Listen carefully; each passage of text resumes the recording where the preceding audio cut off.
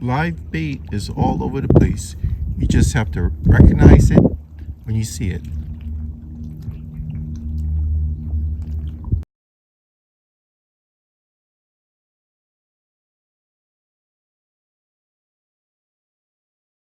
Good morning, guys. I decided to come back to Chocolate Beach, someplace that I have strong roots but never came back to for years.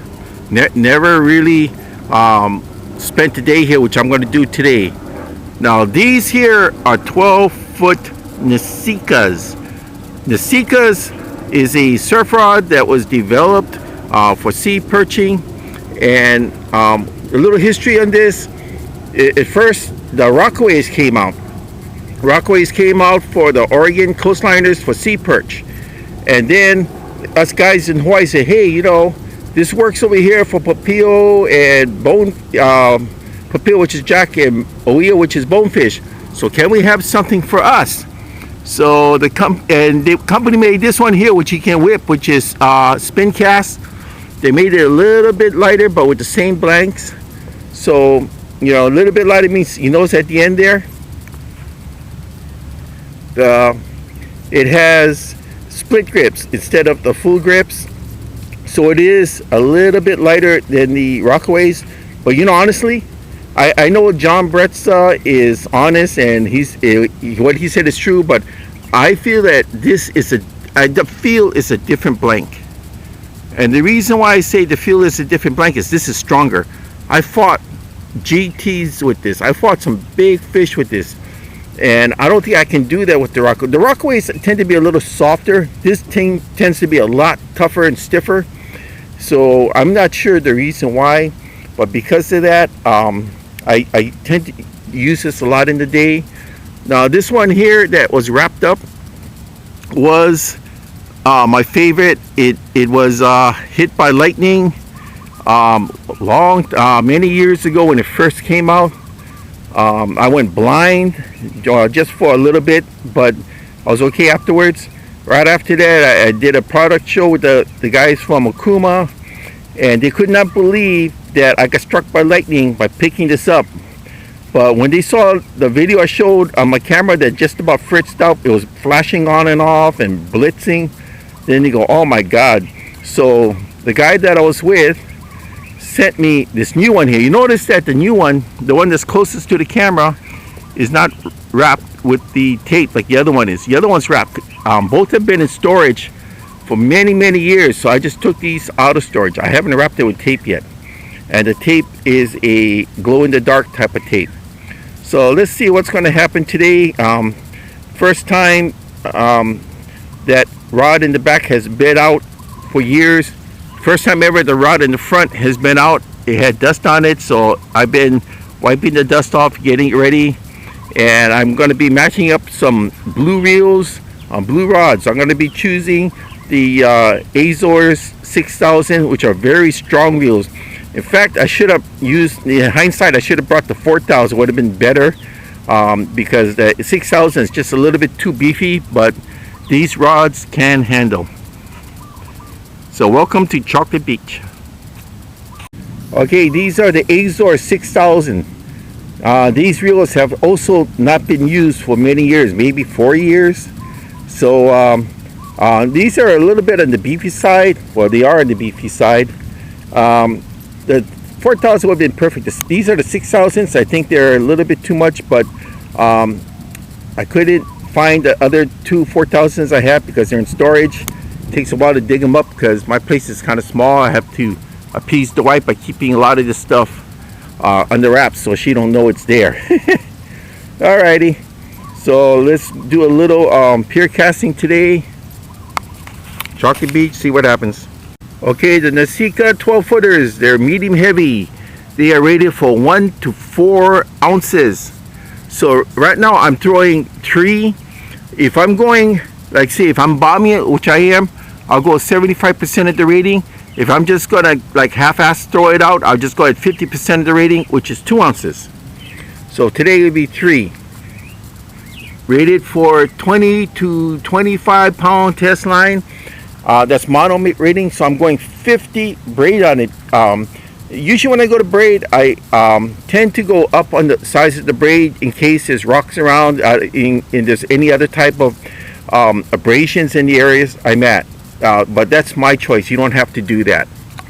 These are fantastically sturdy rods. I think they're really one of the few that Okuma has put out that's severely underrated. That's my honest opinion, and that's from years of usage.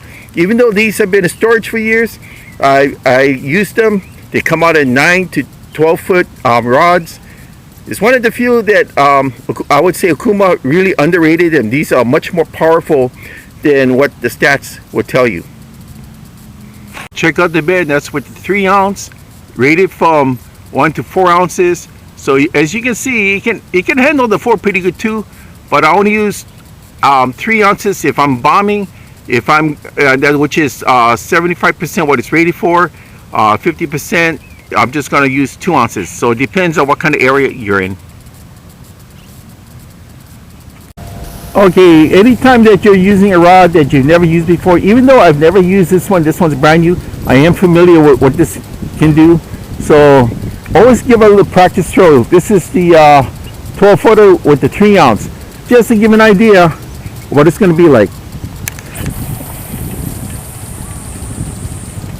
Okay, as you see, that almost hit the mangroves. So it's going to tell you that maybe you should drop down to a 2, but if that's the case, I'm going to go straight into the sand channel, which is further. So I'm going to keep the 3 on, and the other one I'm going to go that way. So I'm going to be using a number 2 for that one because I don't need to go far.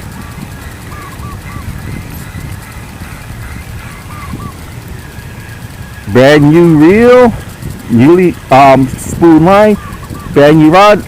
Well, you know, I don't want to piss the wife off because she lets me keep my fishing gear around, but I can't let it interfere with our lives. But when I went into storage and saw how much stuff I had, it's like, oh my God. Okay, as you can see, the braid is from the rod. So with the 3-way swivel, the largest swivel is of course the larger one. I mean the main one.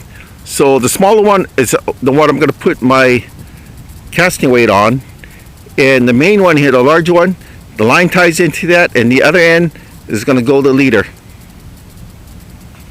Okay, I got my leaders out. All pre-rigged, ready to go.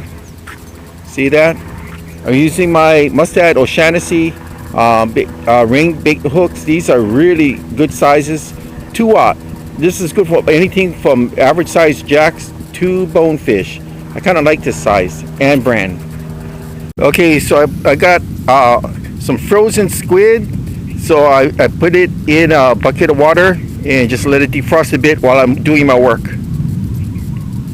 Now that the squid is just slightly defrosted enough where I can cut it, I keep the bucket of water to rinse my hands off. And my utility wagon, everything I need is inside. Okay, this is my rig. Got my 3-way swivel. I got a 2-ounce lead here. So see, I already folded the squid in half, put it on the hook, but I want to keep it on the hook, so I'm going to get some nylon thread. This one here is from Atlas Mike. See, what you do is you go above the hook, and what you do is just hold on, applied a little bit too much pressure. There we go. See, just wrap it around like so, and then break it. That's it. See, that's all you have to do, and then toss it out. Okay, there was a time when this pier was cherry, but the homeless chronics have taken the planks. They just really disrupted this whole park, and I know that for a fact because my friend's in charge here as one of the supervisors. So now you got some holders over here at the end. I prefer the ones in the back because I don't have to come out to this part. Now this one here, I'm just only going to give it a gentle toss. Don't have to put it out too far. Okay.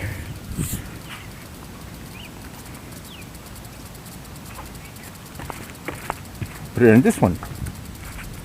Add it preset the drag.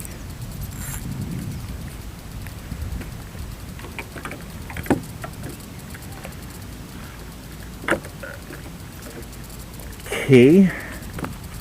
It's actually pretty solid, but you don't want to risk losing your rig, right?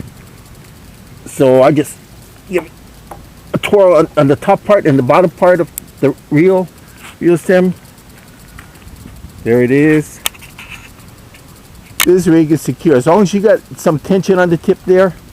I'm not going to put a bell on it because I don't need to hear it. I'm going to be right in back of it. I'll see the tip bouncing if there's something going on. Okay, another reason why I like the Azores so much, besides that the power, the price is pretty good. The first one I ever bought was the original one, the white and silver one from Sports Authority. Remember that place? The Max Dragon, these things are horrific. And I've brought in some big ass fish with this. The next size up to 8,000, brought in a big ass GT with it. So I got some squid in this one. You can see over there how from the mangroves the sand over there is only the mud flat sand. It's like 2.5 feet, and it drops down to about 5. I want to put it there where it drops off, because that's usually where I pick up my big stuff. If you guys saw my videos, that's where I hit my lure on live crab. See, okay, that time there is about maybe 10 feet off from that, but that's fine. That still will work. Alrighty.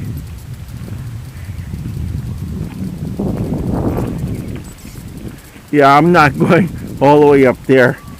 I'm sorry, but if I can do this safely, man, all the more power to me then.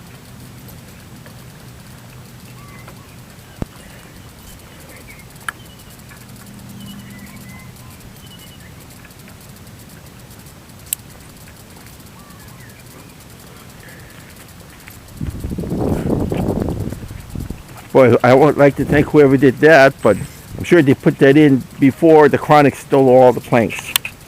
So that's what I got. 2 rigs out.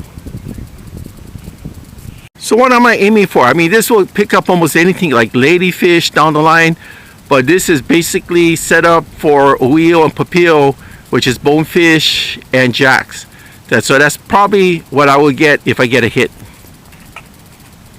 As you can see here, live crab for bait. Well, that's it for today. Nothing.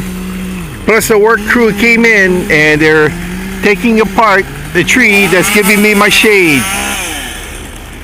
You know, that's it. I'm leaving. I took me 50 minutes to pack up, but I got hit with 2 chips already. Hard wooden chips. These guys don't freaking care, you know?